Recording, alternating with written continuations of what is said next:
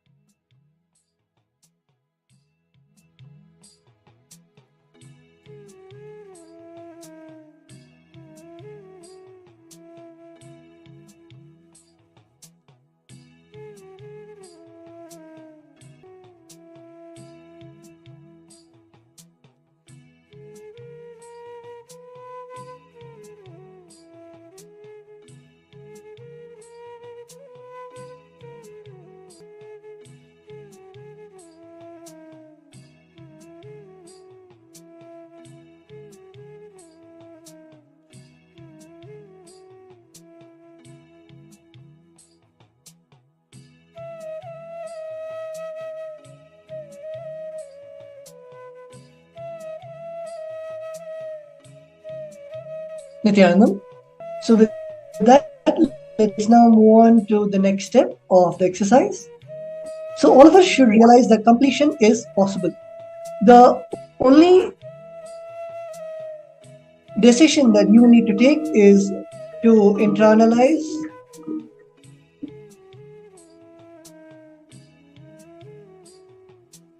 and to go on completing till your incompletions become tired. In this game, the first person who becomes tired loses, whether you're going to become tired or your incompletions are going to become tired. That is the whole game. Only your decision to be in the space of completion can save yourself. With the above powerful cognition, decide ferociously to complete with all your patterns right now. So, with that, we'll now be getting ready to receive the Bhava Samadhi Darshan of Bhagavan Mahakala Bhairava. We'll be moving on to the next session. I request all the viewers to come back and settle down, and let's get ready to move on to the next segment of today's introduction to the Kala Bhairava Bhava Samadhi Darshan. Thank you, Nithyananda.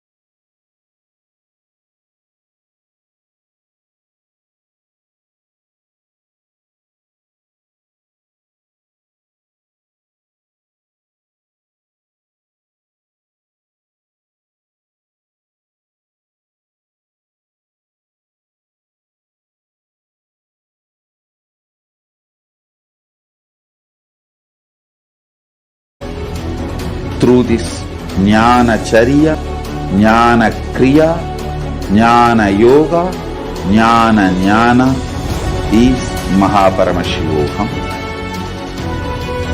Lifestyle for just Paramashiva.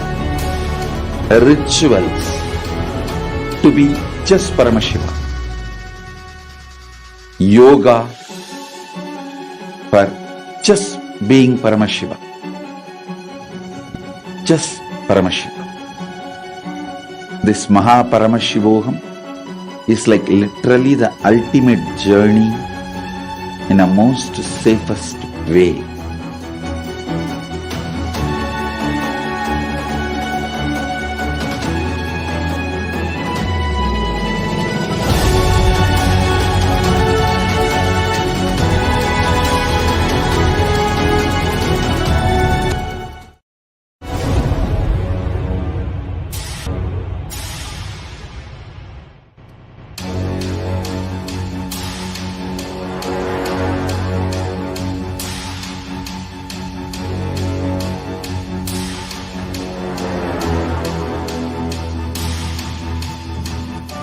Understand, literally last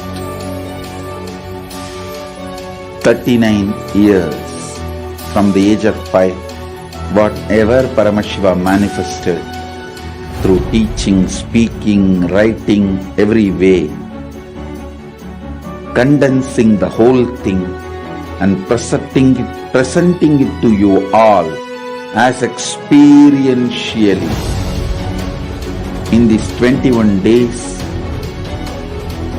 through this Jnana Charya, Jnana Kriya, Jnana Yoga, Jnana Mahaparamashivoham. Lifestyle for just Paramashiva. Rituals to be just Paramashiva. Yoga for just being Paramashiva. Jnana just Paramashiva. This Mahaparamashivoham is like literally the ultimate journey in a most safest way.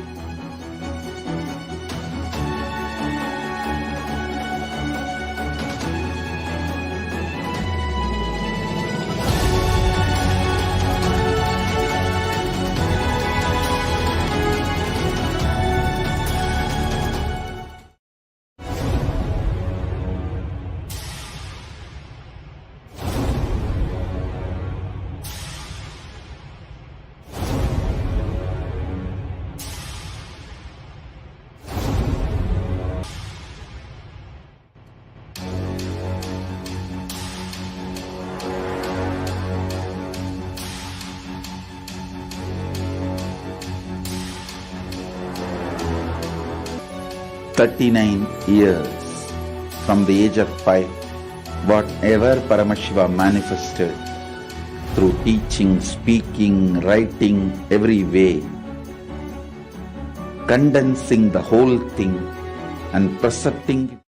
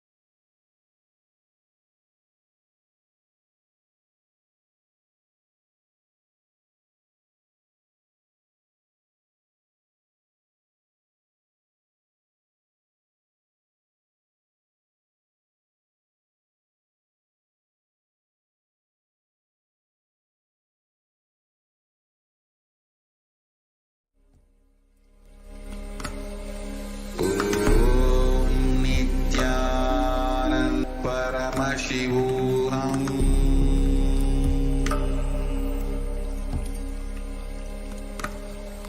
Om Nithyananda Paramashivam.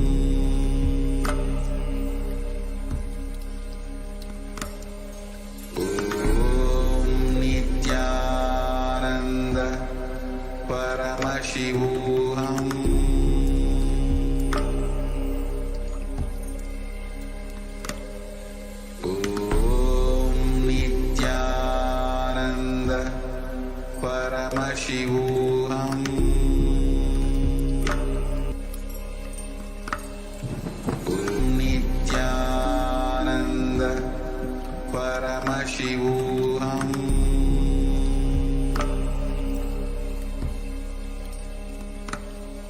Om Nithyananda Paramashivam.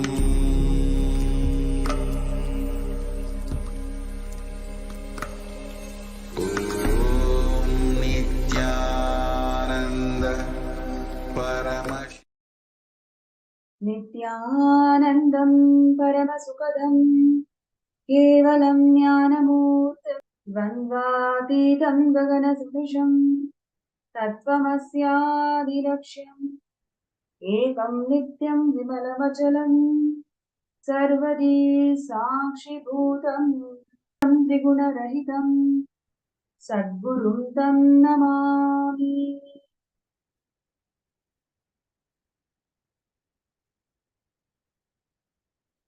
Nithyanandam.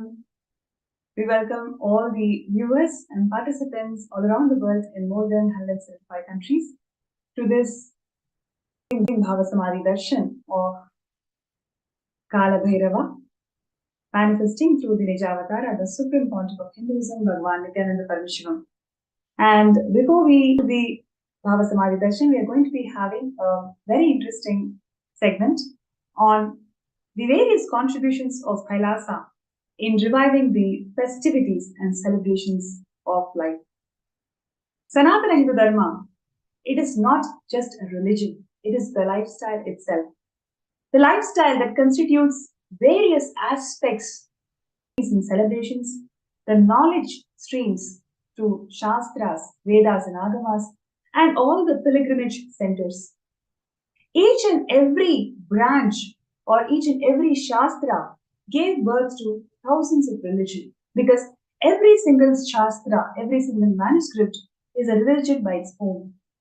And all of these religions, traditions, culture that comprises under the huge umbrella of Sanatana Hindu Dharma congregates in one point, and that point is Kumbh Mela. Kumbh Mela is the world's largest spiritual celebration in the world, where literally thousands and thousands of sampradayas, traditions and cultures all congregate at one point. And in this point, it's huge celebration where you can literally see how traditions are unique in its own way, and yet all of them come together to celebrate. All of them can coexist, all of them can appreciate each other, and all of them can still be unique and still be celebrated under Sanatana Hindu Dharma. That is the uniqueness of Sanatana Hindu Dharma, and every level, every single dimension of life, the whole thing is all about reiterating the core purpose of life, which is living enlightenment. So the Kumbh Mela is a grand celebration, grand congregation of all these different sampradayas together, where all of these sampradayas come together. Literally imagine 30 million people gathered for a Kumbh Mela event. 30 million people is something like 2.5 times the population of New York City. Yes, 2.5 times the population of New York City just congregate at one place. All of these people are unique in their own perspectives and celebrate this grand, very huge spiritual breakthrough that they can ever experience in an event called Shahi Snan. And today's segment, we're going to see how the Supreme Pontiff of Hinduism, Nithyananda Paramashivam, has revived this Kumbh Mela, has in fact taken this Kumbh Mela to the whole. So just before we get into the segment, just would like to share a small Puranic reference of how this Kumbh Mela started. So when there was a conflict between the Devas and Asuras on who is going to take the Amrita Kalasha, during that fight, the Amrita Kalasha fell down in 4 places. And all these 4 places is where the Kumbh Mela happens. And additionally, this is one of the oldest festivals in the history of the planet Earth. It has a recorded history of about 12,000 years. 12,000 years unbroken record of Kumbh Mela being celebrated in this world.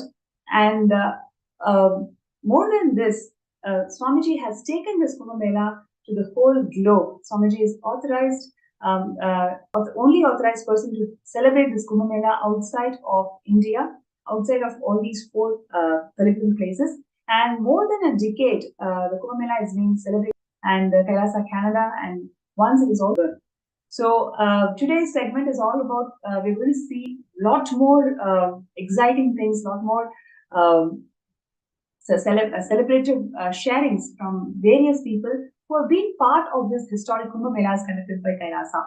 So before we get into the sharing, we're just going to just for all of us to understand what it feels to be in Kumbh Mela.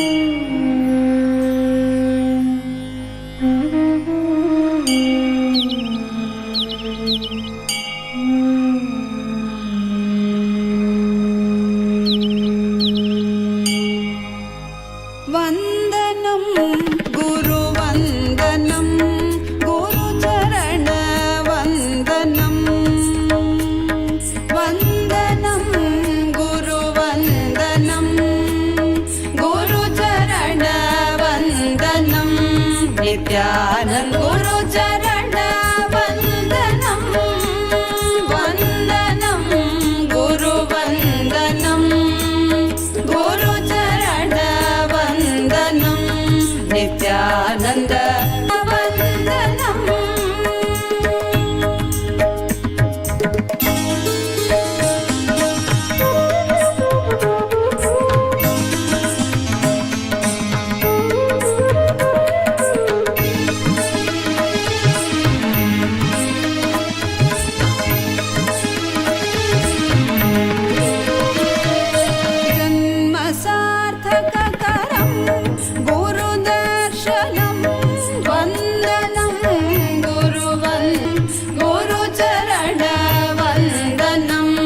Nithyananda Guru Charana Vandanam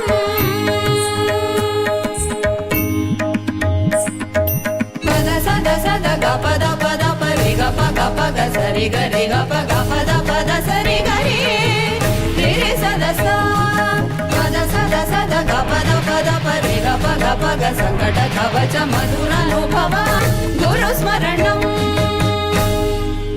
Nithyananda Rupam Nithyananda Rupam Nithyananda Rupam Nithyananda Rupam Nithyananda Rupam Nithyananda Rupam Nithyananda Rupam Nithyananda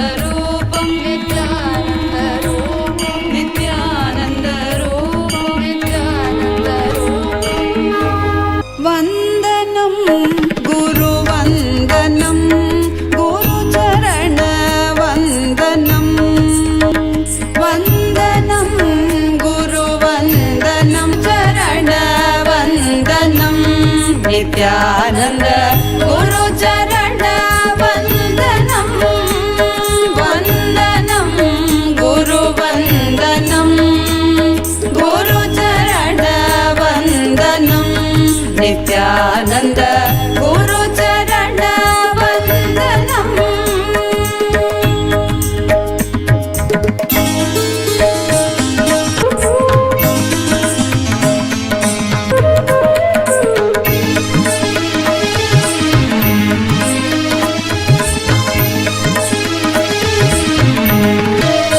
Janmasarthakakaram Guru Darshanam Vandanam Guru Vandanam Guru Charana Vandanam Nithyananda Guru Charana Vandanam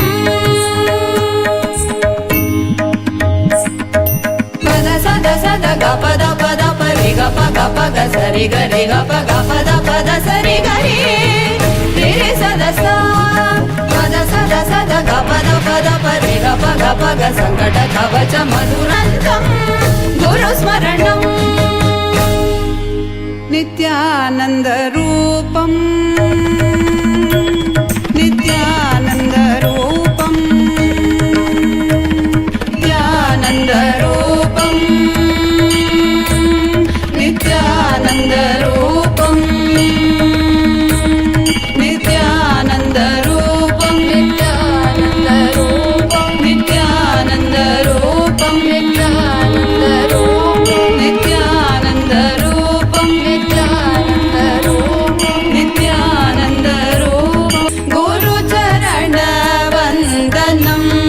Nityanand Gurucharan वन्दनं वन्दनं गुरुवन्दनं Gurucharan वन्दनं Nityanand Gurucharan वन्दनम्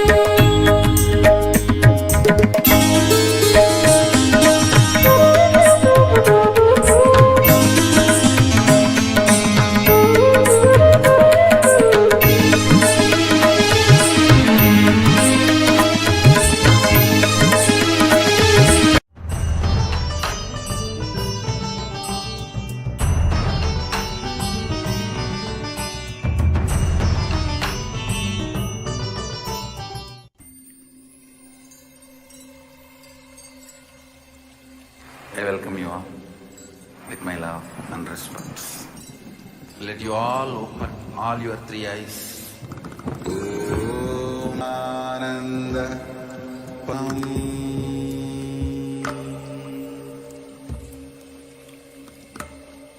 Om Nithyananda Paramashivam.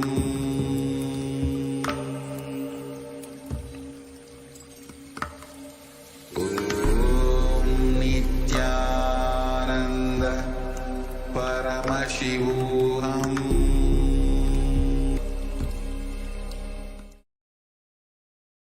Yes, and that was just a glimpse of what we all experienced as Kumbh Mela. And in this segment, we are having Manatya Atmadayananda, who was the House of Representatives of Kailasa for the whole of Europe. And I think more than a few hundreds of participants had come from different parts of Europe. I think more than 25 countries. They all joined from different parts of Europe and different culture. They've never heard about Kumbh Mela before. But how the entire group was in such ecstasy being part of this Shahi Snan. So it's my pleasure and honor to welcome Ma Atmadaya for this segment, who's going to share with us very, very interesting things about coordinating this effort with people who are completely from different backgrounds, different parts of the country, different parts of the world, and yet ensuring that all of them are together, and how do they all enjoy? Thank you, and my Nithyanandam pranams to everyone. So thank you, Ma Pranapriya, for having me here. Actually, the video we just watched of the whole procession, this is one of the most colorful part of the whole thing, because of course the beauty is the whole thing revolves around these Shahi Snans, and that particular year there were three special occasions, and one comes to mind very, very clearly, because it's like whenever there is any celebration we have in Hinduism, there is a whole drive up to it. So it's not just the day, but it's all the preparation that went on beforehand. And I would say I would go back to the day before. So the Shahi Snan was happening very early in the morning. There was like a specific window in which we were to do the Shahi Snan. So the main thing about Kumbh Mela, for me, what stands out is the actual procession to river to have the actual dip, which is like, there's like, it's not a huge amount of time to have that dip, but it's like the whole work towards it itself becomes a memorable experience. So back to, first of all, I had myself not been to Kumbh Mela. Although I'm born in a Hindu family, I heard about Kumbh Mela, but I only heard like some here and there negative things in terms of, oh, that's where kids get lost and that kind of stuff, right? So for me, I never had this particular pull to go to Kumbh Mela. Because Swamiji is there and the invite was there, it was like, it's a no-brainer, I'm going. And only because of Swamiji, I even got to be there in the first place. And I'm sure that was the case for all the 5,000 people that were there, all the 5,000 participants. But if I go back to sharing about the actual procession itself, so the day before, we had this huge space, the hall that was built for us temporarily. And in that huge hall, which fit easily 5,000 people, we had the day before itself, we had this, I guess, a practice run of the whole thing, where we had the flags, we had the umbrellas, and we knew what segments we were going to be, doing the actual dry run in. So people from all sorts of backgrounds, people who had never possibly even done any practice of Hinduism, they were there. People who have just heard about Swamiji, who decided to come on the invite very spontaneously. All kinds of cultures, languages, experiences, spiritual backgrounds were there. And we had this one practice run. And then the next day we were up very, very early, hardly slept, very early, ready to cheer. And we knew for me, I can talk about myself, I knew rough we were heading, but it wasn't difficult because everybody had flags. As you saw in the video, we had flags, and we started before daybreak. So what you see in the video is daylight, but any case, there was this vibrant atmosphere that was really electric, decorated, colorful umbrellas, deities, Swamiji's chariot, literally thousands of devotees, all cultures, all backgrounds, and we are all cheering, chanting, devotional music blaring. We are having dancing happening. So it was a stop and then continue. So we stopped for a few minutes, enjoyed, walked a bit more, and then danced a bit more. And then there were people who were actually we took over I'm sure we took over the roads. We took over the road. There were people on the side. Their eyes were open. They were enjoying the atmosphere. I remember even the next day we were in the newspaper because it was the most vibrant celebration. It was all in all the newspapers. All the photographs were from Swamiji in the chariot, Swamiji receiving all the flowers. You saw people were, showering Swamiji with flowers and garlands, getting involved in the celebrations and things like that. So literally in a lifetime for me, I had. And it's a very immersive experience. I'm sure myself and everybody got to learn that life is a celebration when it comes to Hinduism. And that was very apparent in that what it would have been like a 6-hour, 7-hour journey, which we prepared for. So order in chaos, order. Then I had a rough idea. We all were prepared, that we are going in this direction. This is where we're headed. This is where we're going to take a dip. And what an amazing blessing. Like, I found out afterwards that my grandmother always wanted to go to Kumbh Mela, but she never got to. So she was very proud that I had been to Kumbh Mela, and I only was able to go there because of Swamiji. And if it's the pull, the alive, immersive experience that was available.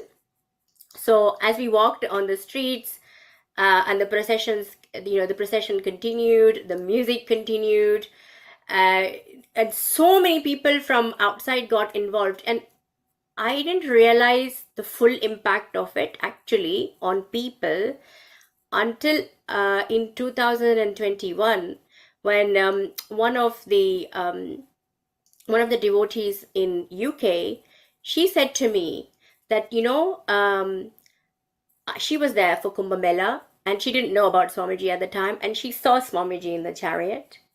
She saw Swamiji and she was thinking, who is this being? She was pulled towards Swamiji, and she didn't know who it was, and she wanted to know more. She was automatically attracted to Swamiji without knowing much. And then later on in 2020, she got connected, and now she's a devotee of Swamiji. So the people that were not part of the procession, in terms of who had come specifically to be with Swamiji, those people were also affected. The general public that were on the sidelines enjoying, they had come on their own accord to enjoy Kumbh Mela. They also got beautifully blessed by Swamiji. So yeah, that's what I would share. An amazing, alive adventure of a lifetime, because although we were prepared, we didn't know how it was going to turn out, and everything went beautifully well. Everybody got to have a dip. And then actually the London deities we have now, the Utsava Murthis, we carried them. We carried them yes. through the whole procession, and they also took a dip with us.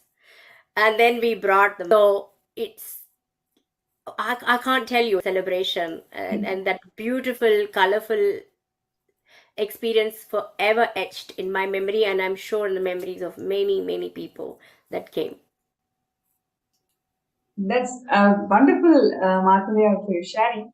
I just wanted to add that just to give a context of what happens during this Peshwai, Akada Parishad, the ecclesiastical body that holds the entire religious clan of Hinduism, has 13 akadas. And Swamiji is the Mahamadaleshwar of Mahanirvani Akada. The day of Shahi Snan, each of these akada and their respective Mahamadaleshwars, they all come in such an order, and they take the first dip in the river. So about from 30 million people who take dip, first privileged ones are the Mahamadaleshwars of these akadas. And we, all of us being part of Swamiji's Kumbh Mela camp, we are all blessed to be part of this, blessed to be part of having this privileged dip very ahead of time. And so each of these akadas, they come with their Mahamadaleshwar, and the Mahamadaleshwar will have his own people, and they all come in the procession. So please imagine, all of us are coming from different backgrounds. Many of us do not know what is Kumbh Mela, and many of us have not heard about Kumbh Mela. And there's a lot of Westerners, maybe probably the first time they're even experiencing Hinduism. So much of diversity is there in our camp. And what Swamiji did was something so extraordinary. He, inspired the whole group, people from all the different countries. And we all did what is going to happen in Kumbh Mela the previous night, whole night. And Swamiji guided each and every country. Okay, now you hold the flag. When this person stands in the first, this person stands next. So we actually had a mini Shahi Snan Peshwai the day before the Peshwai happened. So all of us had carried our umbrellas and flags and everything. So Swamiji was ensuring that everybody knows what they're going to do, what they're going to experience. So the previous day, literally, we all did it in our own camp. Peshwai, small Peshwai. And so we all know what we are going to, so Swamiji literally prepared us for the big day. And when the big day happened, we know, we are confident of what we are going to do, and we are seeing there crores and crores of people literally are enamored at Swamiji's grace. Every single person was prostrating and taking blessings and selfie and autograph and whatnot, showing arati. All the Akara sadhus worshipping Swamiji. The whole scene was something beyond our expectation and visualization. And this time, what I wanted to bring it out is, on one hand, in the previous day, Swamiji is sitting with all of us and ensuring that we know what is Peshwai, and he's actually training us. Okay, this is how. And on the next day, as an avatar, he's grazing the whole humanity, like literally crores and crores of people. Throughout the way, everybody was worshipping Swamiji.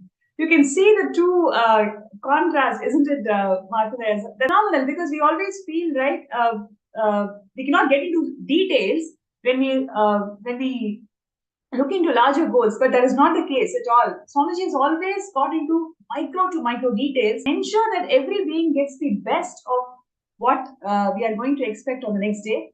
And at the same time, next day, Swamiji is gracing as Paramashiva himself, and literally the whole city celebrated Swamiji's existence that day. Yes, absolutely. This is the beauty of how accessible he is. Working together, and how Swamiji comes right to the level of our understanding. Like the smallest of things, like hold the flag like this, etc. Because of course, for me, I can speak for myself personally. I had not been part of something like this. Graciously teaching, showing and guiding, and then the same mother, worshipped by so many people, and that's the beauty of Swamiji. He doesn't I don't experience that gap, that meaning like, oh, there is a gap that I can't approach Swamiji. He's very approachable. There's the beautiful guidance that he gives, and I learned about my own culture so quickly by being, and I don't think there's a YouTube video or any Wikipedia or anything that could have actually taught me about Kumbh Mela the way Swamiji taught, right? So it's on the go, learning about everything on the go. It wasn't like, okay, first I'm going to learn, then I'm going to go. So learning about the Shahi Snan, learning about the procession, learning about being with the Akhada, learning the structure of the Akhada, learning everything together in an immersive, experiential ambience. Such a beautiful ecosystem created by Swamiji, where I actually didn't even feel like I was learning as such, if that makes sense. It was so easy to imbibe, because my system was taking it in, my whole body system was taking it in. So yeah, I can't, every time I think of Kumbh Mela, I think about the whole thing, from beginning to end, how Swamiji brought the whole thing to life. But the procession, of course, I had this thing about, I don't want to walk that far.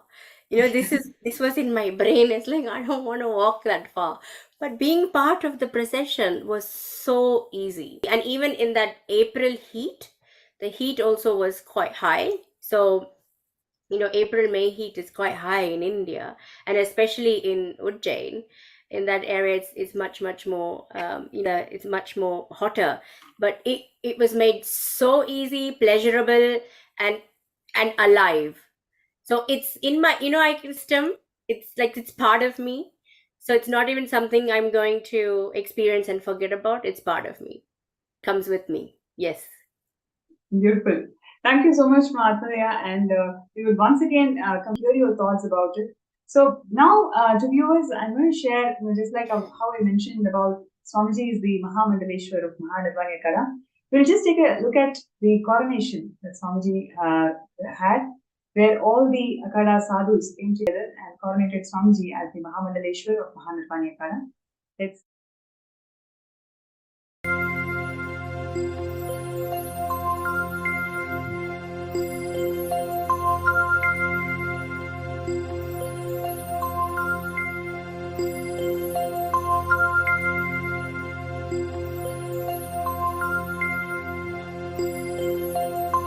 मूर्तिभ्यो नमः। यं ब्रह्म वेदान्तविदो वदन्ति परं प्रधानं पुरुषं तथान्ये विश्वोत्पत्ते कारणमीश्वरं वा तस्मै नमो विघ्ननिवारणाय। मस्य श्रीगुरुगीतामालामन्त्रस्य भगवानाशिवऋषिः विराट्छन्दः श्रीगुरुपरमात्मा देवता हं बीजं सशक्तिः सोऽहं कीलकम् श्रीगुरुकृपा प्रसादसिद्ध्यर्थे जपे विनियोगः। ॐ सां सूर्यात्मने अङ्गुष्ठाभ्यां नमः। ॐ हंसीं सोमात्मने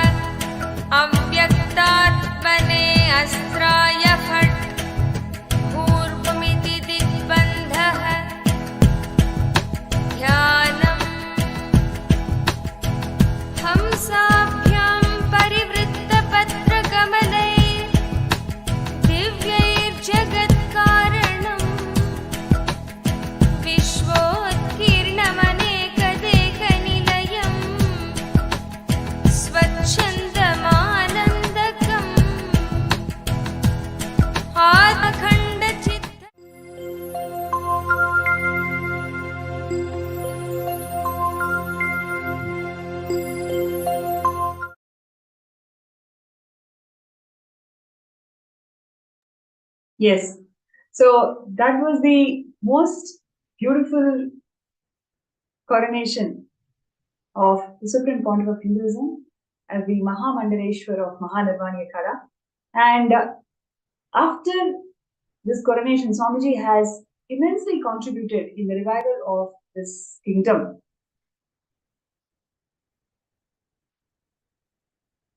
And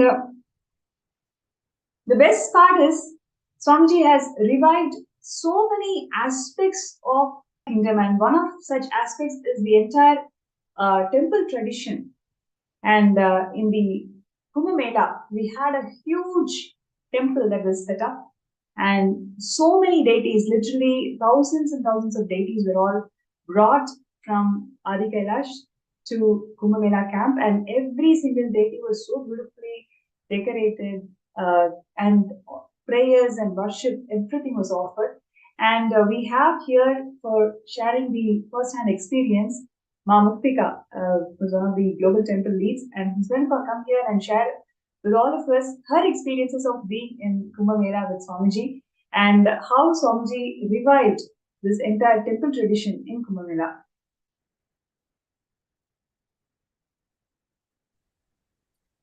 Nithyananda, thank you, Ma Pranapriya.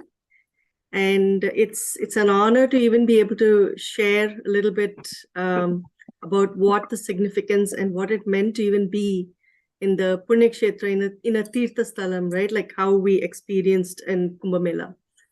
I think in one line, I don't think we can ever understand what it means to experience Kumbh Mela, to experience the Snan, to experience Sanatana Hindu Dharma the way we did when we went for Kumbh Mela. And I don't think any amount of talk or explanation ever prepares you for that experience. That is how powerful and that is how revealing the whole event ended up being for us. And I'm sure for millions of people over centuries that have attended any Kumbh Mela. And to be able to be part of an avatar's Kumbh Mela, the camp is very, very unique. One thing that really stood out for me was the amazing aspect of how the temple was set at the Kumbh Mela camp. It's almost this world and beyond human to have managed to have so many hundreds of deities, very carefully packed and readied and shipped, and not just the deities, but having the clothes, whatever it is that a deity needs for the seva, for what needs to be able to bring everything. Actually, Swamiji carried an entire town to Kumbh Mela. That's how I would put it. He has set up in that one camp, you had everything you needed to be part of a spiritual ecosystem. And the temple stood as the strong structure that held the ground for everybody. And the beauty of it is that when the temple was set up there, it actually, the deities that represented all the country. It is not just one place, but presence to Kumbh Mela. It was phenomenal from, the way the outside structure, the beauty of the pillars, the beauty of the entire structure, to every micro detail of what needs to be part of a temple was actually there in Kumbh Mela. And it is beyond words to even describe the hundreds of thousands of people who came from, in addition to the several thousand people who were part of our camp. There were people who heard about the temple. There were people who heard about what Swamiji was doing. There were people who wanted to see what this temple, what this space was all about, that came, it didn't matter whether it was day or night. And there were people lining up to actually see the deities. The alankarams, the sevas that were done by the balasants at that time. And, right from the morning onwards, went up with the traditional Suprabhatam, all the way to Palyarai, where they are put to sleep at the end of the day. Every seva was done for the deities without missing. And that's such a powerful space for every person to experience and understand what it means to be part of a temple. Why do you need a temple, right? he actually gave that experience to people. Swamiji has really brought the temples to people, whether it's Temple on Wheels or whether it's the temple that was there in Kumbh Mela. Every aspect of it taught people what it meant to be part of Sanatana Hindu Dharma. And that's, the words just don't, do justice to when people came for the darshan of the deities. They came to have darshan of Swamiji. They came to, prostrate in front of him and the deities to say how pleased and how happy they were to have come and had this darshan. We've had so many people come and talk to us and ask us, how was it like to be part of the camp? They were so, awestruck by how much was happening. The amount of things that are, that relate to a temple that was made available to people was just astounding. And for someone having come from outside, and this being my first Kumbh Mela also, just like Ma Atmadaya, I don't think I was even prepared an ounce for what was in store. And to be a part of this global happening was just so fulfilling and so revealing, I would say, about my own, dharma, my own religion, my own way of life. It truly made a huge impact in how I perceived Sanatana Hindu Dharma. And the essence of why Swamiji is bringing this up and why temples was made so clear to so many people. Just the experience spoke volumes to everybody who had come there. When they saw how a deity is taken care of, what does the deity do, how the deity gets to, be your co-creator of your realities, how do they bless you, how do they energize you, that one-on-one connect for an individual is something that I could see there. And, as I was, allowing that to happen to myself, I was watching how others were so excited. They brought their families, their kids, their parents. I mean, people came in droves, I would say. The whole family was actually there. And they were just simply floored by what they received. And every day, Swamiji would be sitting there to give darshan. And I still clearly remember he would have both his hands outstretched. And when he blessed people, people were given, he gave them this huge, the laddus that were made in the kitchen there. People could hardly hold it in their hand. That's how huge it was. And you could see that feeling of, feeling so overwhelmed and so happy at receiving such a huge thing. The only thing people kept asking is how is this possible? How is this happening? But it is possible. And that's what Swamiji is showing us through this. The experience was simply out of this world. It truly brings you to understand, what is temple? What is the deity there for? Why guru?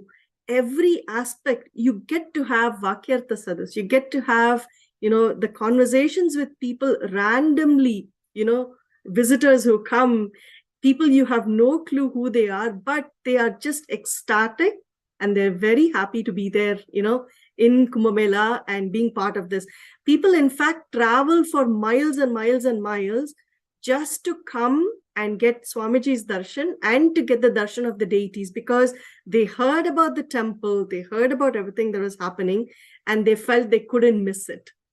And that was the beauty of it. And in fact, we had a huge set of hurricanes out there, tornadoes. And, I happened to be part of one.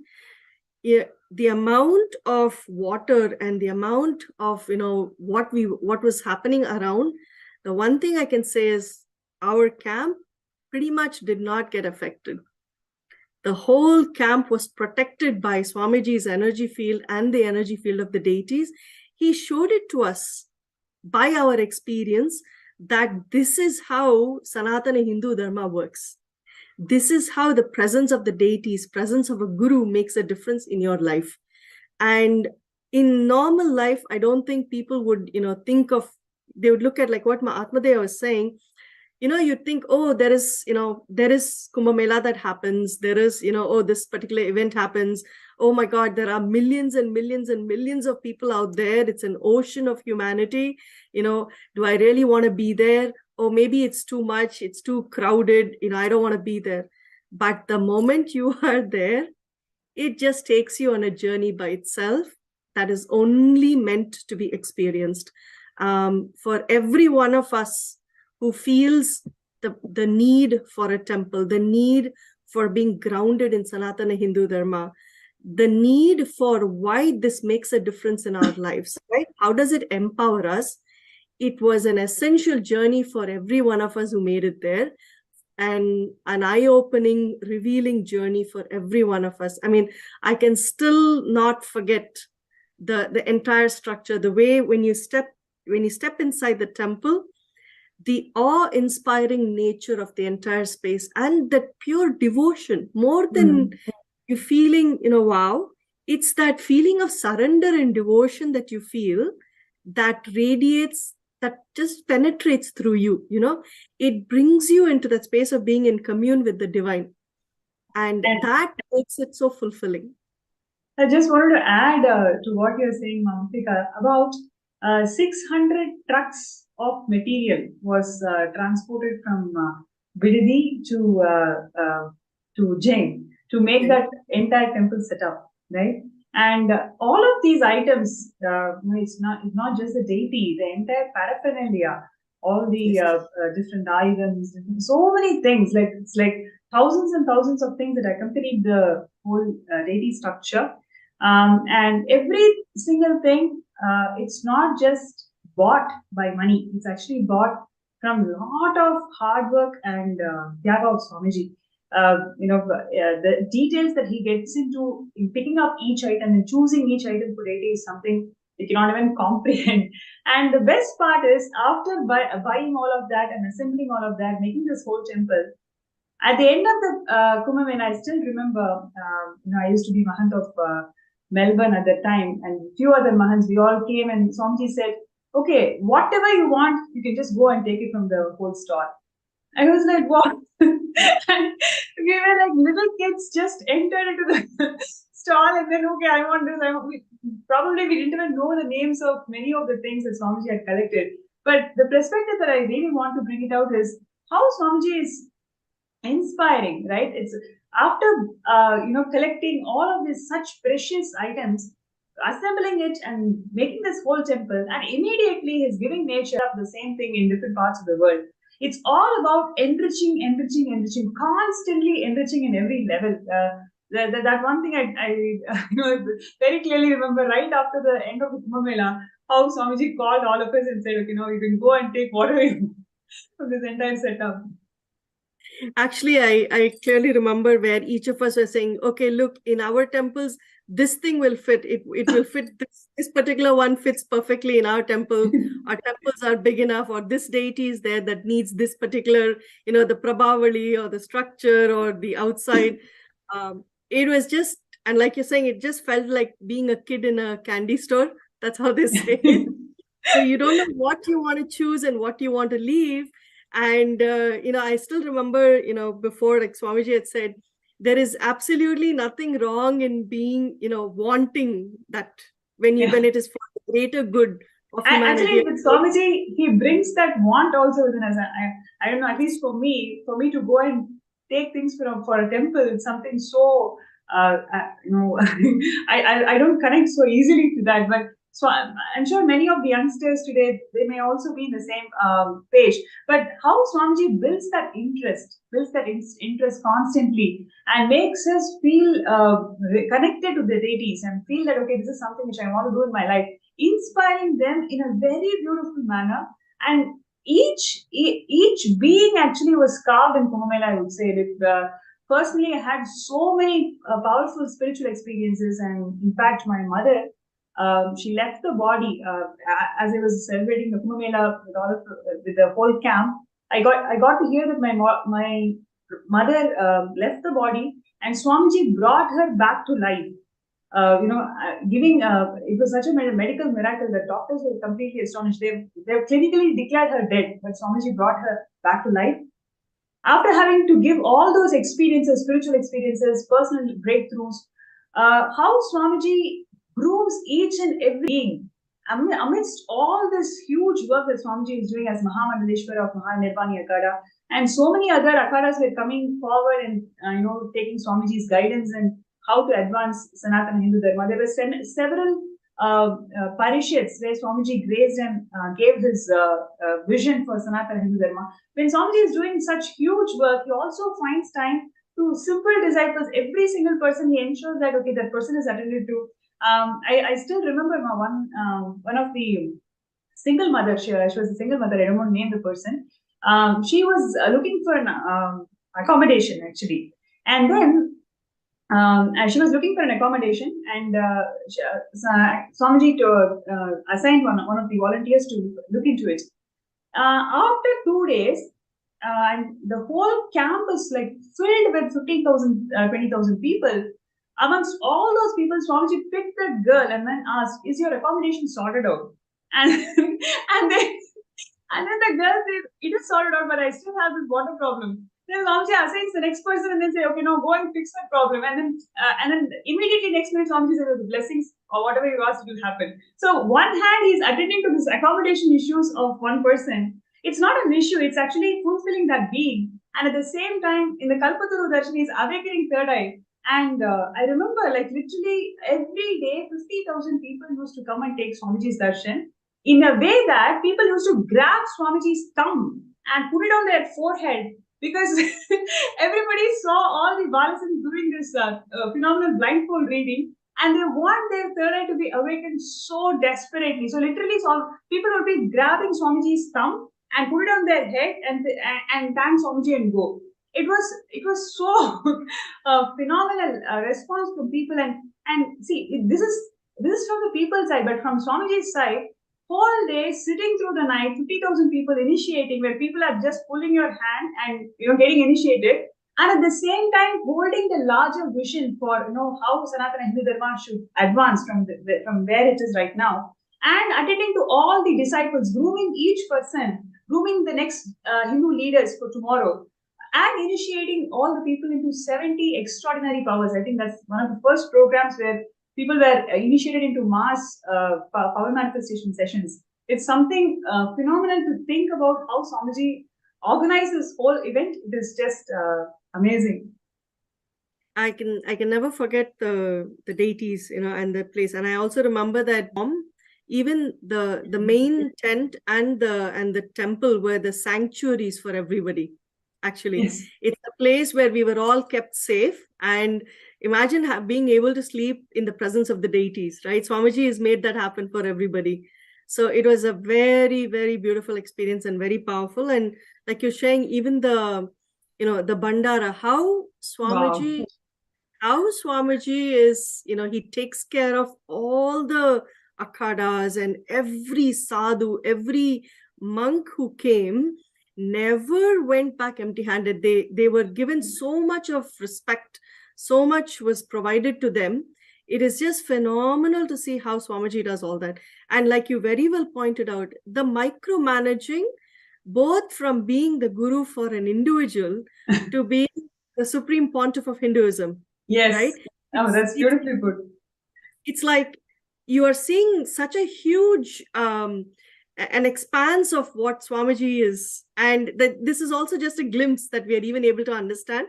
But you get to see how he handles or how he manifests so much, and you really get to experience that as saying, look, he is the avatar, he is the guru of gurus, he's the Jagat Guru, that it is not humanly possible for anybody else. And you get to experience that truly. And the way the Akhada, the Mahants and others who had come would be gracing our camp, how Swamiji would receive them, how we made sure that when the Bandara was happening, we were all serving. He in fact invited all the, the temple heads and all to come and serve to all the, the monks and everybody. Yes, I would like to just add, when you pointed out about Bandara. So Bandara is actually a feast that we invite other akhadas to come and visit our camp, and the entire monks of that akhada, they'll have this feast in our place. So it's a very, very special event. It is a proud moment for all of us to host people, basically. So please understand, we are a 5,000 member 5,000 people in our camp, and most of us have not seen Kumbh Mela ever in our life, so we don't know what is Kumbh Mela. And more than 60% of people are from different parts of the world, so they have not experienced Hinduism at all. And Swamiji trained this whole group in serving the sadhus, right? So people coming from West, probably we don't even bend so low to serve food. So it's like literally teaching the etiquette of Hinduism, how people eat and what should be served first, what should be served next, and what is the context you hold when you serve. Every single thing Swamiji trained the whole group, and it was not like, okay, today people are going to come and serve. No, the previous day he spent hours in actually planning the whole event. Okay, how we are going to do it, who is going to carry which buckets, and how many people are going to sit in each row, how many side dishes we want. So literally to that detail, Swamiji micromanaged and ensured that everybody is confident of what we are doing. And the next day, we are seeing, okay, there is a sound that's blown, the conch is blown. As soon as the conch blows, literally like 2,000 people are just rushing into the into the whole camp, and within 5 minutes all of them are completely settled. I mean, I've never seen something like that before. So and actually I realized that Swamiji had prepared it so beautifully. I mean, it cannot be explained, it has to be prepared. So Swamiji prepared all of us into that, and just the thought of, okay, how are we going to feed so many people seamlessly, that was so mind-boggling at that time. And all of us just executed how Swamiji trained us. And at the end of the day, right, when the whole Bandara finished, it left with such immense fulfillment. Really no words to say. Seeing so many sadhus having the food and having to, I remember Dr. Peter Bloomfield had to memorize some of the side dishes. So I guess there were several people who had to memorize so many side dishes. Everybody was participating, and in this way, Swamiji beautifully taught us the Charya Pada of Hinduism, right? So it is not just learning etiquette and learning these dishes. It's about the Charya Pada of Hinduism and how Swamiji is inspiring it in a systematic way. And at the same time, we don't even know what we have learned at the end of the day. There's so much of information, so much of knowledge is already transmitted in us. So that's one of the most powerful experiences, I would say, being in Kailasa, being able to serve in Bandara. It's a very humbling experience, Ma. It's you get to, serving of annam or food is, you're fulfilling one of the basic, the needs for people. It is so immensely fulfilling, and so much of gratitude, flows in that space. And especially to be able to serve sannyasis who have renounced and who are blessing the world, and that too, so many thousands of them. It was just unbelievable. I can only think of how much punya, Swamiji made sure every one of us got in the process. Like you very well shared, the Charya Pada aspect, right? It's not just about sitting and listening and getting, a textual understanding of things, but rather you get to be part of it and you experience it. You are jumping into the fray, right? And it's such a phenomenal experience to get that truly nails in the lifestyle aspect in you. Beautiful. So very beautiful. So thank you so much, Ma Murthy. It was very, very nice sharing, and we will have you back in the show shortly. And before that, we're going to see one more beautiful clip where how the whole Kumbh Mela celebrated after Swamiji assumed this responsibility of Mahamadaleshwar of Mahanirvanekana. Let's take a look at it.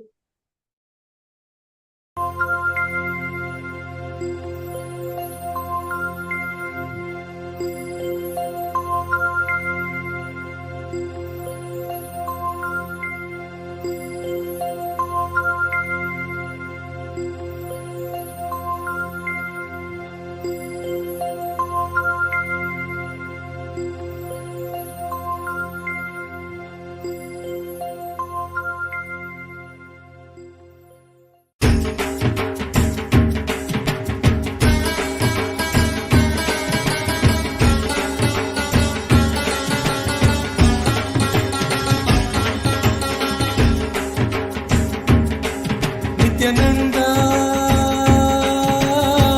Hara Shiva Shiva Murhara Damar Bhaja. Nithyananda.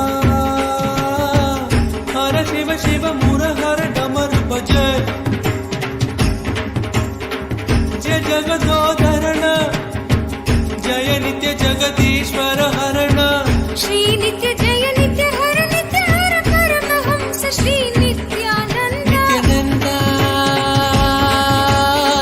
हर शिव शिव मुरहर डमर बजे नित्यानंद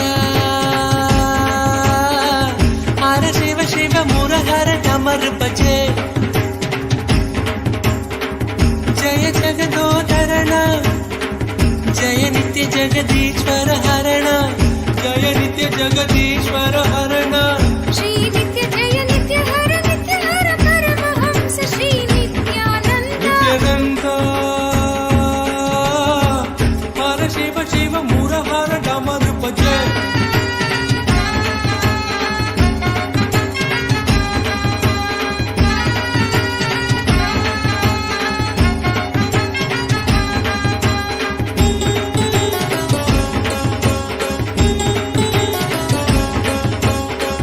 दर्शन नित्य दीजो भगवान नित्य परम दयालु भगवान श्री नित्यानंद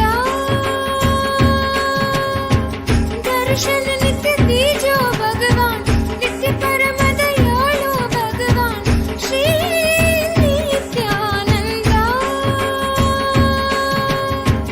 हर बोलो नाथ शिव शंभो नित्यानंद हर बोलो नाथ शिव शंभो नित्यानंद शिव शिव हर हर हर हर शिव शिव नित्य पुरेश्वर हर परमेश्वर जय गुरुनाथ श्री गुरुनाथ नित्यानंद शिव शिव हर हर हर हर शिव शिव नित्य पुरेश्वर हर परमेश्वर जय Gurunath Shri Gurunath Nityanand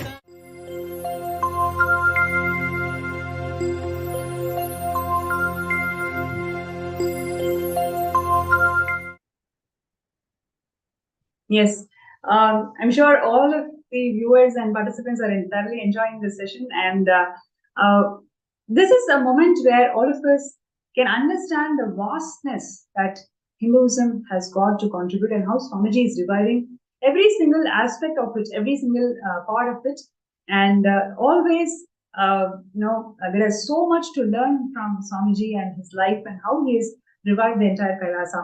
And one of the things that Swamiji is passionate for all the 30 years of his public life is Annadan. Annadan is something so passionate for Swamiji, and because of Swamiji's continuous effort, today more than 1 billion meals are served around the world by Kailasa. And in Kumbh Mela, Swamiji had envisioned to serve 1 lakh people per day, and he was instrumental and guiding force of the entire workforce in right from choosing the menu, right from choosing the construction of the kitchen and how it has to be served. In every detail, Swamiji was involved in this whole thing. So we have a personal person who has been part of this entire exercise, Mahasadashiva from Baroda in India, and who's here to share with us her experiences of being personally trained by Swamiji in running this mega kitchen that can serve 100,000 people every day for more than 45 days. So Nithyanandam, everybody. Yes. After listening to beautiful experiences from Mahatmadaya and Ma Muktika, the way meticulously the chaotic cosmos had complete order, the same way how the beautiful temple exhibiting the ultimate Hinduism, I will truly appreciate the way Swamiji took care of the kitchen from scratch.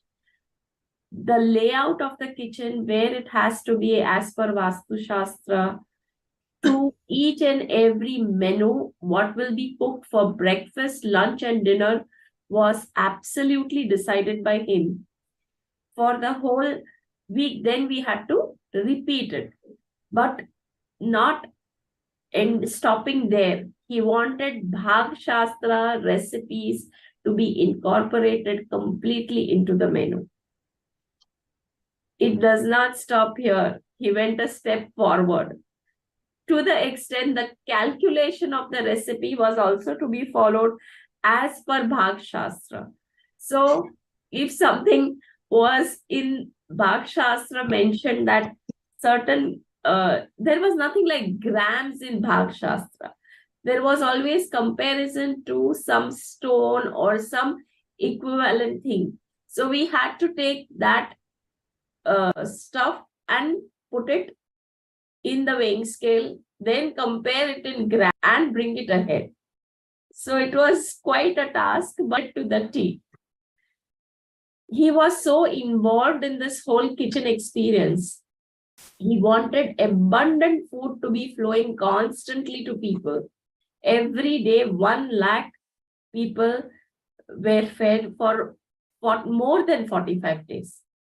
For more than 45 days. It was almost for almost 2 months that we were feeding more than 1 lakh of people. Besides this, he paid a lot of attention to getting the system into place where we could run the kitchen 24/7 with utensils and equipments which would aid us to keep on cooking non-stop. So literally there were times where we have given food out, every new fresh food out into the public place. For every 3 hours we would have food constantly being filled up, which was fresh. We did not know the concept of what is stale food. The food used to be so fresh.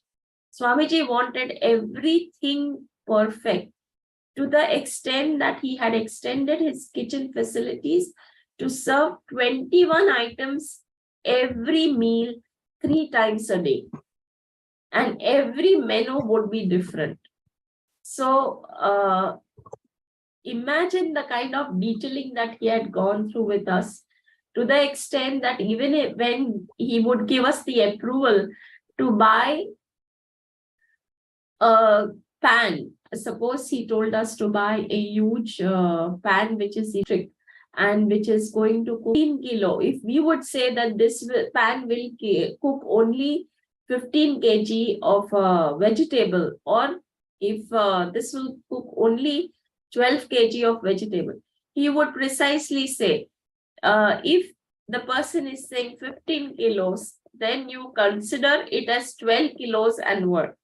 He would be so perfect with his calculations that exactly that was happening. Also, the way he wanted that everybody should be completely fulfilled when they leave the campus. He took care that even the Tirupati kind of laddus that we made, they were so big that you needed 2 hands to fill it up, right? And we were making it. And I remember to get the size approved for the laddus, it took us practically 3 days, because he was never happy with the size. We started with the one small, which was coming between the 2 hands, to the extent that we had to leave the hands open and the whole laddu would be sitting there. So he had to spend so much of his time even teaching us how to cook the exact size he wanted. So another beautiful part of this kitchen was that when 50,000, not only 50, I've seen days when there were even 75,000 people. And our estimate of giving, of how he will be giving the prasadam crossed our comprehension. There were times at night, 10 o'clock or 11 o'clock, I will be going into the market to buy the whole shop out. And the truck would be following us onto the campus, while in between the crowd, we would take the truck right to the backstage and supply the prasadam. And so beautifully, this whole truckload of prasadam he would give to each and every person by himself, individually, holding each fruit and giving it to each person. It was not that we devotees were distributing the prasadam. It was he himself, truckloads. And this was the load after the laddus were over. And laddus were being made in hundreds of kilos. after this prasadam would imagine the kind of effort he had put through. He was giving this darshan. Besides this, the way we used to shop vegetables, it used to be in the figure of somewhere close to 450 to 500 kg per day. Maybe even more I have bought. So the most important thing was that he exactly knew how many things would be existing in the kitchen randomly when he would walk through the kitchen. Every day morning before he would go to the satsang hall, he would take a round of the kitchen. He would see that everything is running perfectly all right. At times we have seen him talking to the cooks also, as well as he would see to it that we all are settled and the show is running beautifully. Also in the evening at around 4:35, he would take one more round of the kitchen and assure us that everything is going to be fine. We would only be standing there. Actually, for these 2 months, when we have run the kitchen, everything was taken care by him himself. It was just that we were present there and we enjoyed the show that was happening. We did work, but the whole show was literally managed by him end to end. And it was, I tell you, from running a kitchen of just 5 people in the house to running a kitchen suddenly of 1 lakh people was an experience by itself. And it was too awesome an experience that we had of running this kitchen. At times it was overwhelming, but it was so beautiful that every situation we could see Swamiji's presence there, and he managed everything. Yes, especially during the hurricane. As Ma Muktika said, that our campus was the only one saved, intact. We did not have physically damage or the shades were not broken down, nothing. And especially when the kitchen was concerned, we lost, I think in the evening, the hurricane started at something like 3:34. And we were preparing tea at that time. We had a team of 17 cooks running in 3 shifts. So imagine the kind of automation he had created, or he had envisioned that we should be having, that with 17 cooks running in 3 shifts, we could manage the whole kitchen for 1 lakh people. And Actually, also, Shiva Priya, yes, ma'am. I remember that so well. Okay, because we had this storm coming. I remember being inside. Yes. Of course, this temporary structure that was created. One side was Swamiji on stage. The other side, I looked, the hall was getting empty. I looked up and the structure was obviously, because the storm, it's a very real storm coming at us. And, the whole structure was shaking. So for a moment, I was thinking, wow, what's going on? Ran out because I was like, okay, nobody's here. Nobody's going to tell me what to do. I've got to figure this out. Walked out. One side I saw these, on the kitchen side actually, these metal sheets were flying off. And I was like, okay, no, that's not the way to go. I'm going to go the other side. And I went the other side. Anyway, after all of this happened, and Swamiji diverted the storm to a safer, literally diverted the storm. He went into the storm, diverted it away. Nobody was hurt. And after everything settled, we were having tea and snacks. Yes. Like, we were just, the kitchen never stopped, whether it was flood or we were making tea. Yes. And we were going through the hurricane, and suddenly lights went. But fortunately, I don't know how, but we had the candles to run the whole show. From somewhere where we got the candles today, I don't even remember that, but I know we had lots of candles running in the kitchen, and the kitchen kept on working. It is hurricane. Okay. Then once I think I went out to see what Swamiji was doing, I saw him walking through the storm and he was indicating the clouds to move out. And oh my God, that was a sight worth seeing, how the clouds were obeying him. wrong, to the surprise of everybody, at 7 o'clock, we had the dinner served in complete darkness. We did not have light on the campus, but definitely the dinner was not delayed. So that was such a beautiful experience that, yes, and another beautiful thing that happened was that Swamiji had taken care to put the whole store was on wooden platform that was just 8-inch high, but that 8-inch height never got destroyed and not a single grain got wet. It was the only area, I think it was completely dry without a drop of water in the whole of the campus. Even the kitchen had water at places. Then we had to go for flooring and everything. But to the surprise, the store was not touched. It was completely untouched during the hurricane. So many surprises that we have seen. It's amazing that how a guru, how a master can just change everything in your life and your surrounding, physically, mentally. Absolutely. It was on that side. The storm was actually on the Yes. kitchen side.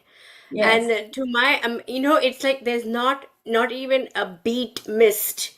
There wasn't a single meal missed. The first few days No, never. when the program started, we had a flood, right? Yes. So the heavens opened up the moment Swamiji said, okay, the program starts, the heavens opened up. There was a rush of, rain water coming down on the ground.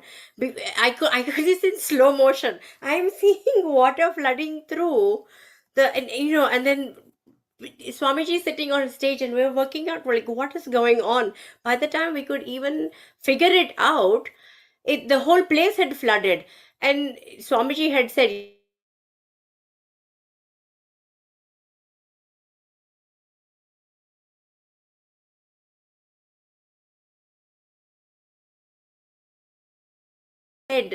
everybody in the kitchen could have said, the team lead could have said that, okay, now half our roof is missing, so we can't cook, or this part is flooded, we can't cook. It could have very easily, in the outside world, this is a very valid reason why something should stop, right? I mean, here in England, when we have a bit of extra snow, or if we have extreme weather, even a little bit, the trains stop because and there's delays of all sorts of things. But there, not even the tea was missed. It was on time, and snacks. Bizarre, this, we've just been through this. Literally, I'm facing, what am I facing here with this storm? And the next thing, it's like, okay, tea's ready.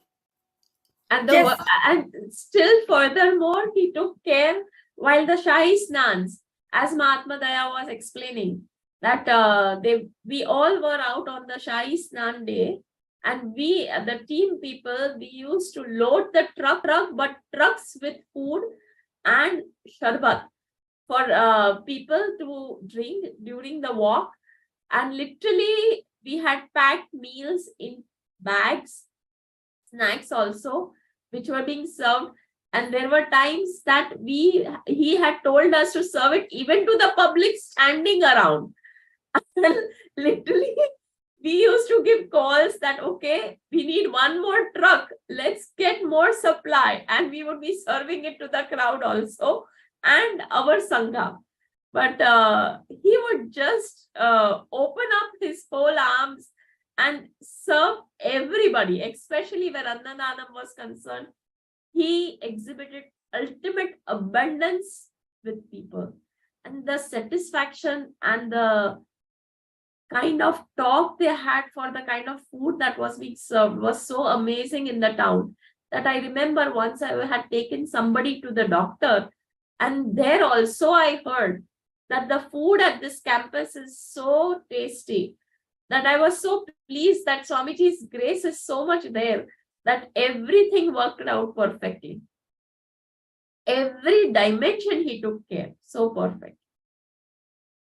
To the extent I tell you that randomly he would come with the figure from his quarters that this is the kind of oil that we are having. we need to order more of oil. We would wonder, where is this coming from? He is in his quarters. How would he know how much of oil we are having? But he knew every bit of things happening in the kitchen. So he's Bhagwan, and Bhagwan can do anything. That is my experience. Especially when you live there, when you see every moment. At times till 11:30, everybody sitting in the satsang and no food is cooked. And suddenly the realization comes that it is 11:30 and 1 o'clock. We are supposed to serve food. And the satsang is going on. Oh, you are just 5 of you in the kitchen preparing the whole lunch. How will it happen? But all the machines go on and things used to happen. I tell you, it was a dreamland that we have lived for 2 months. It was a complete dreamland. And this can happen only where God exists. Everything is possible. Wow. Yes. That's really so beautifully put, Ma.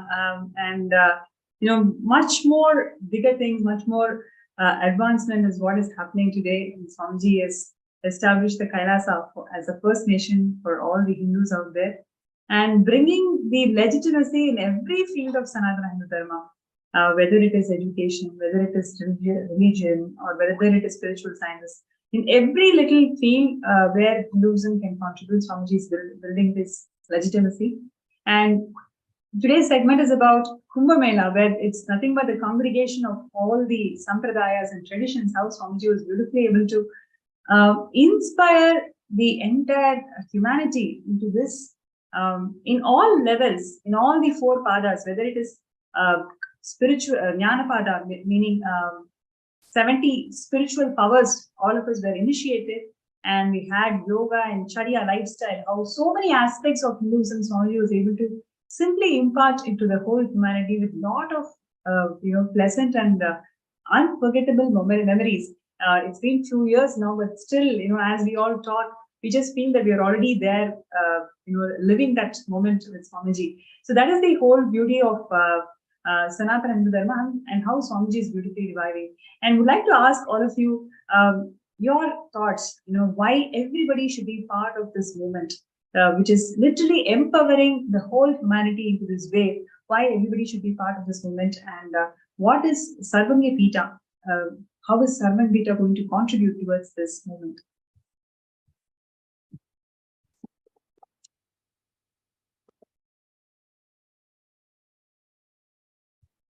Achieve your goal in life, or do you want to even have the clarity, what is your goal in life and what you need to do to help others, to have that clarity, to have that understanding. It is so vital to be part of this movement, to be part of the Sarvagnya Pitam. Sarvagnya Pitam means it's something that's all encompassing, and it symbolizes the seating. It symbolizes the seat of enlightenment. And to bring that to every person, every human being is what, Swamiji and Kailasa are doing. It has become, or rather, it is an integral component of our lives to be part of such an amazing mission.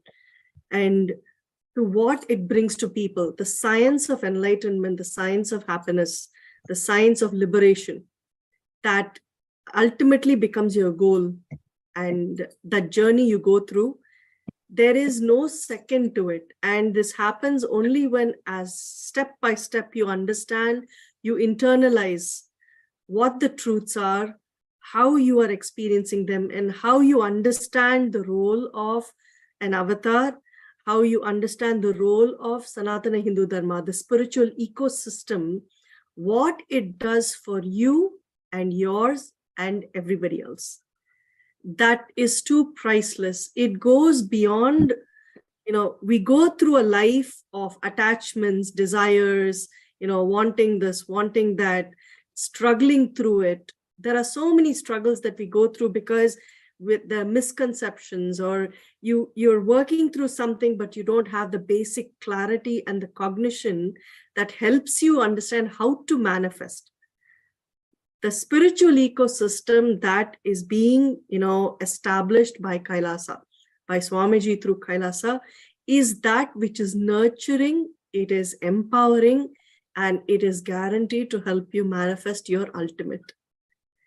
If there is any other way to say it, I don't know how to put it, but it is simply the one priority that we can have in life, which covers every priority of our life. Whatever you wish to manifest, you will actually experience it coming true. You will actually experience it happening in the most powerful way. And I would say Kailasa is the solution, that Swamiji has given to this entire world for the ultimate life to lead, the ultimate lifestyle to experience and be a part of. So that's what I would say. Yes. Yeah. And Kumbh Mela is one of the largest largest festival in the world. And how Swamiji is able to bring this festival to its original authenticity. Like this, there are so many different elements, so many different components of Hinduism Swamiji has revived in the last 30 years. And there is many more things to revive is on the plate. When Kailasa is going to be open for the whole of the humanity, it's going to be a huge positive explosion that we are all going to experience. Now is the moment where everybody can decide to be part of it. Even if you have made an intention before, today you can redo an intention, redeclare an intention, saying, yes, now I really want to be part of it and I need Swamiji's blessings. So I request everybody to sign up in sksjp.org/contribute and show your intention. Take the step today and show your intention, how you would like to be part of Sarvanya Pita. And when Swamiji is making the whole Kailasa happen, and then this year, the whole Kailasa is going to be open for the whole of the humanity, we are all going to get back to the celebrations, more programs, more and more excitement with Swamiji. So to make this of you to be part of this moment. So also would like to hear from Markandeya and Shivapriya. How are you seeing this as a very important step that each and every person has to take individually in their lives to be part of Kailasa and to be part of Sarvanya Pita? See, actually, when Muktika was sharing, for me, it's very simple. I'm going to exist regardless because, of course, I've taken birth. Each one of us have taken birth, so we're going to exist. Now, just because we've been talking about Kumbh Mela, I can share with you that for me, it was being part of actual ecosystem that Swamiji is reviving. So it was a live experience of that ecosystem, because we had the temple, we had power manifestation, we had initiations from Swamiji, we had Guru himself living with the Guru. So we were all living. I guess it was a child and adult Gurukul in some ways. So we were learning, we're having powerful cognitions, sessions with Swamiji, satsangs, and then there's food, organic, sattvic food provided. So the whole ecosystem Swamiji made available. Now, existing in that ecosystem, learning the powerful cognitions, and then like having flood and storm happen, which is natural things that happen, and they easily would have put any one of us into powerlessness. And for a moment I was, when there were certain things happening. However, how quickly in that ecosystem one can shift into powerfulness. So that was, it's a live experience. And then you have the ecosystem Kailasa, which one can hear about the powerful cognitions, one can attempt to implement it, but the environment itself doesn't support implementation of those powerful cognitions straight away. So if I had to say it in a very simple way, I would say that we are going to exist regardless because we've taken birth. Now it's up to us to choose for ourselves consciously a ecosystem that is going to build us powerfully inside out, not just in society where we get to show that we are powerful and inside experience powerlessness and not have the support network which can bring us out of that space quickly when we ever get into that space. But a really, like I was sharing with my Shivapriya, we had the storm coming. Swamiji goes out there, moves the storm. Everything that needs to be fixed is fixed within a couple of hours. We're sipping a cup of tea and talking about the weather, it's like, shifting from utter powerlessness where you feel like you're just about to face death, and the next thing, everything is completed very quickly. In outside world, that it wouldn't happen that quickly. There'll be years and maybe months and weeks and whatever amount of time in powerlessness and all that kind of stuff. So in a nutshell, this ecosystem, it's a must, because it experientially gives us the opportunity to live in powerfulness no matter what. I'm not praying. Swamiji's taught me not to pray to God to have the problems taken away, but to have the courage to face whatever comes. So in a nutshell, I would say this is the difference, between living in an ecosystem that's going to build you powerfully versus living in an ecosystem that is going to exploit your powerlessness and keep you there. Not only the If I might add, sorry, Masha, before you start, I just wanted to add one thing that really struck a chord with what Mahatma was saying. See, we grow up in our normal, in the world, with driven by fear, right? If you don't do this, then you will not have this. If this doesn't happen, then you're going to face the consequence of it.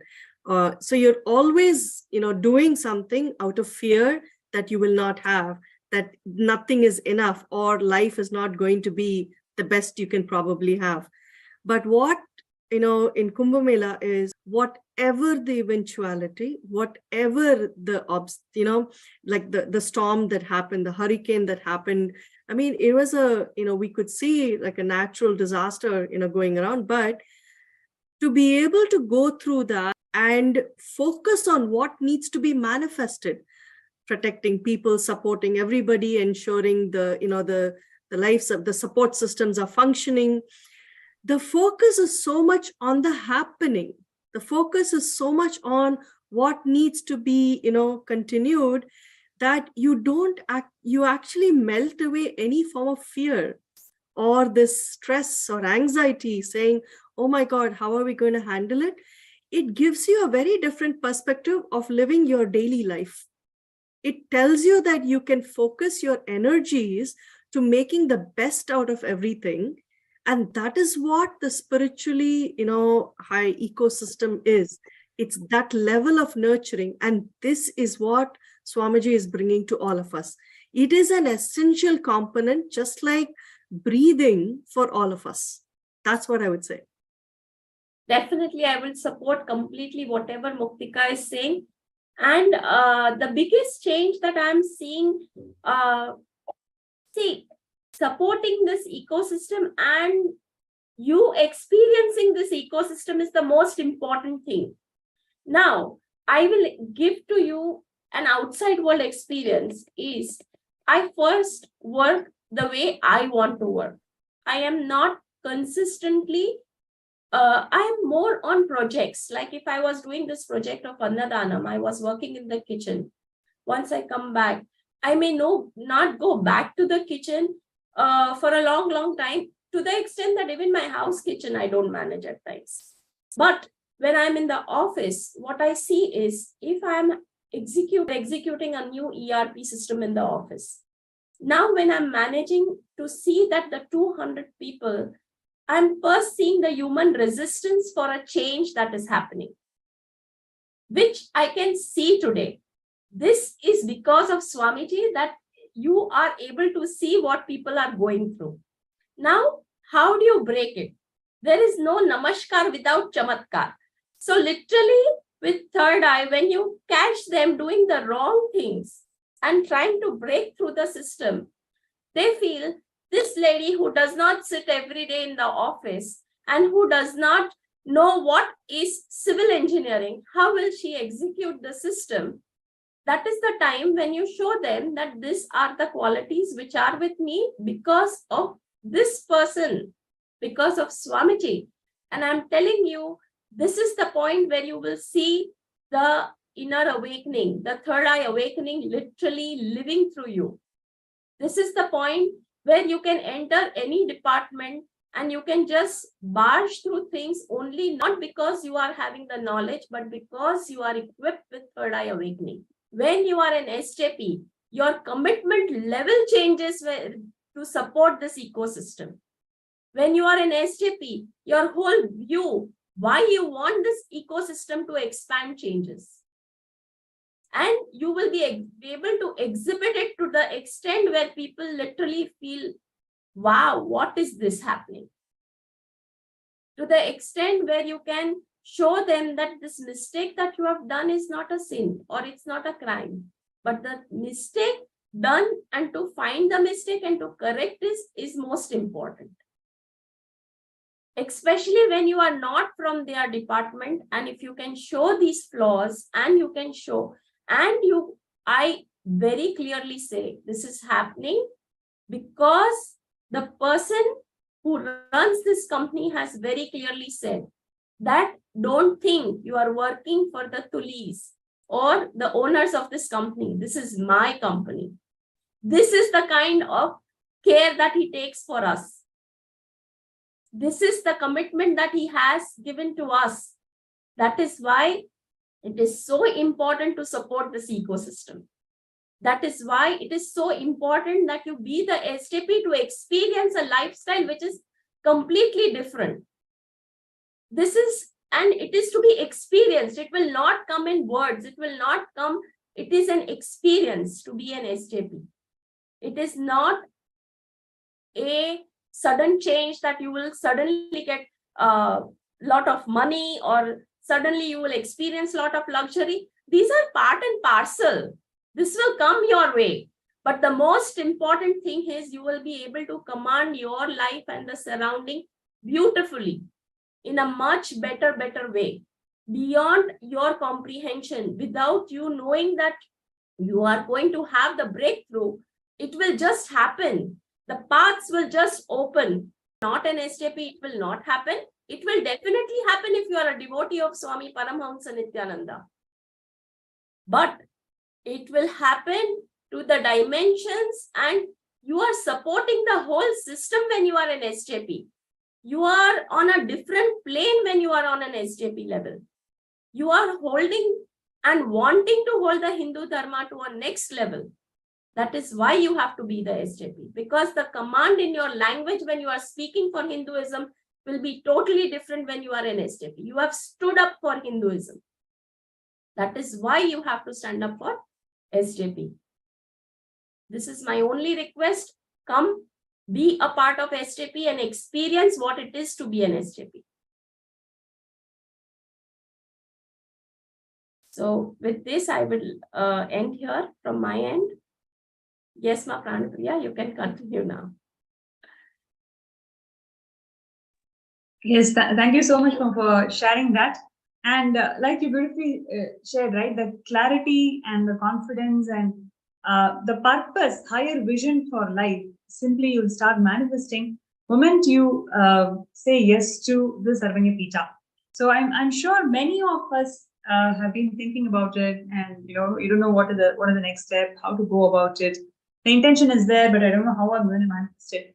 First thing is sign up and start your journey today. Take a small step, and everything starts with you saying yes to it. Actually, and in this panel already, a couple of them are SJPs, and many people. If you go and connect to each person, they would have amazing story of SJP itself. Is a beautiful thing to learn about. Like, it's not like it happened in a day or anything, but rather how Swamiji works on each being to mold that being and then empower the being to become an SJP. It's a journey by itself. It's a spiritual journey by itself. So I invite all the participants and viewers to take a few minutes to start this journey. Only when you start this journey, you will see the immense support system that you have, the way Swamiji holds your being. Every single Sarvanya Pita Yajaman always says this.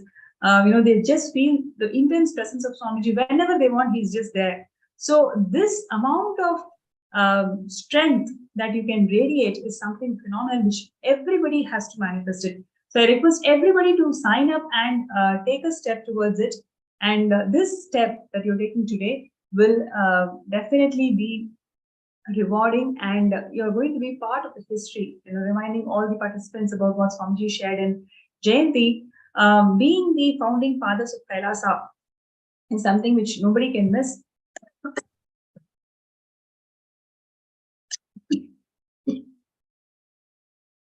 It will make you to realize the Janma Sabalya, meaning you will achieve the purpose of your life. Actually, if I might add, Pranapriya, being an active manifester of realities for yourself and supporting that of others makes us go a long way compared to passively sitting back and wondering if somebody else can, help. If the cognition is there saying, I take it in my hands to help manifest, that actually, takes us forward, because that's the same attitude we apply to everything in life. This is an opportunity for each and every one of us to take an active stance and to make things happen. To be guided by an avatar, to be guided by Swamiji is no small task. And he is here to support our, empowerment and support us through the journey to enlightenment. And it starts with our yes. It starts with us saying, what can I do to help? Where can I get started? The moment you have the cognition, just know that what needs to come your way, the cosmos is already sending your way. All you need to do is put yourself and allow the manifestation to happen. That's how beautiful the journey is, and that is how empowering it is to understand what is needed for this world. A juncture in the world where we need every one of us to stand up and take an active stance. And this is our opportunity to do that. Supporting Kailasa and being there, is the most beautiful thing I think is going to happen for us this year. I feel we are not only supporting Kailasha. Ma, when we are contributing, we are supporting ourselves first. Because first thing is, we are getting out of the limited cognition that we can only do this much. The figures that are put, we feel are far beyond our reach. But the moment you start the journey, first thing will happen is the limited cognition drops. You have a new goal to achieve. And I tell you, you are actually not achieving the goal. The goal is happening on its own once the journey starts. Because see, if you think you can manifest that money, please be rest assured, this is Bhagwan's gift that he is passing it through you and you are feeling you are giving it to him or to Mahakailasha. You think Bhagwan cannot manifest? If I call him a Bhagwan, he can manifest all that he wants. He does not need us to manifest anything. Please be very clear.